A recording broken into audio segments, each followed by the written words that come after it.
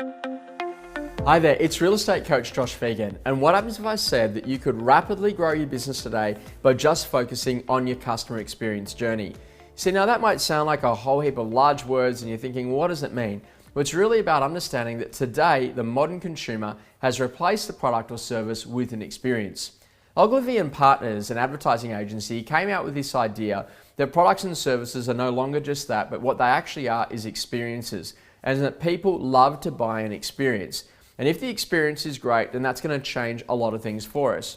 Now, the great Tom Peters came out once and said that, if you think about the experience economy, in 1980, mum would go down and she'd maybe go and buy all the raw materials like the flour and the egg and the chocolate and all those things to go and make the birthday cake. By the time it got to 1990, mum was now buying that potentially in a packet and just adding a little bit of maybe water and then making the cake that way. By the time we got to 2000, mum was then in a position that she'd probably just go down to the bakery and maybe buy the cake for $5, $10 or $15. But by the time we get to 2017, mum is now getting a specialist cake designer to go and make that 1-year-old the hungry caterpillar cake that cost them $2,500 but is Instagram worthy.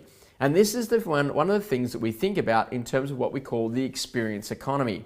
So what is it that we can do to provide the level of experience that actually matters? Now, what I do with a lot of people is I get them to think about something we call the experience curve.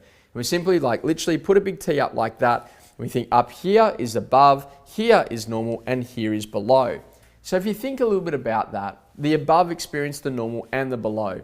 Let's say we went to go and buy coffee today. And when we went to go and buy that coffee, we thought about it, we said, okay, this here is the normal standard. The coffee comes out, it tastes great.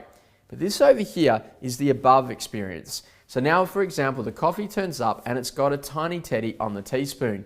Now we're like, hey, you know what? This is now above our experience.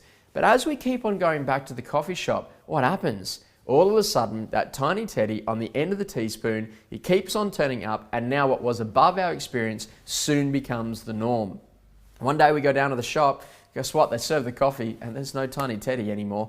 And now it's actually below our experience. And this is exactly what we need to be thinking about in building a great business, because I don't want to focus on real estate agents that are interested in delivering on 110%.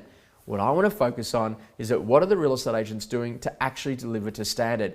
Now, if you believe that you're a 6-star estate agent, what I'm going to say to you, I hope that you're actually charging a 6-star fee. And what I'm getting by that is that don't deliver above the standard that your brand is actually known for. So if you're pitched as the reject shop, deliver the reject shop. If you're pitched as Louis Vuitton, then deliver the Louis Vuitton-type experience. And this is really important in what you do to being a great real estate agent. Actually understand the standard.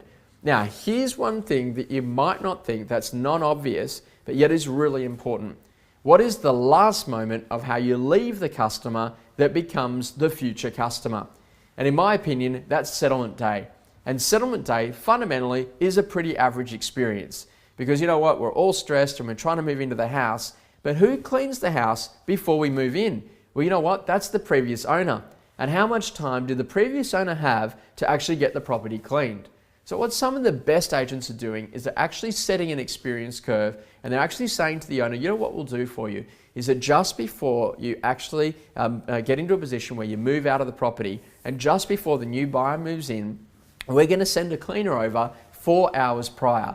And in that 4 hours, what the cleaner's actually going to do is they're going to mop all of the wet areas, they're going to go through and dust all of the ceiling fans, they're also going to clean all of the windows. Just some of the basics that's going to give that little bit of extra detail or spring clean to the property.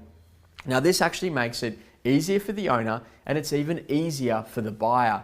And that's what we're really starting to think of, because when that buyer opens that front door, they now move into a property that already meets the minimum cleaning standards. And that's the difference. Now, some people might say, but Josh, isn't that above the experience? Well, if you're charging a 6-star fee, then that's the sort of thing that you're going to be doing to make the consumer experience a lot better. Think about it this way. When you're all of a sudden involved with fee negotiation and someone's saying to you, look, there's another agent who's out there at 1.5%. So all you got to do is just say, oh, that's cool. That's a 2-star experience. And with a 2-star experience, we wouldn't get the cleaning done on settlement. We wouldn't be in a position that we'd style the property. We wouldn't get it presented correctly. We'd be in a position that we'd probably take some cheaper shots in terms of our marketing photos, and we maybe wouldn't call all of the buyers back. But if you wanted a 2-star experience, that's something that you could take, or you could actually start to think about delivering on that 5-star experience in doing everything right to make sure that we maximize your sale price. You know what? Have fun with what it is that you're doing and understand that it's your role to set that customer experience journey, and that is what keeps the customers coming back. I really hope you've enjoyed today's coaching tip, and I look forward to seeing you next week.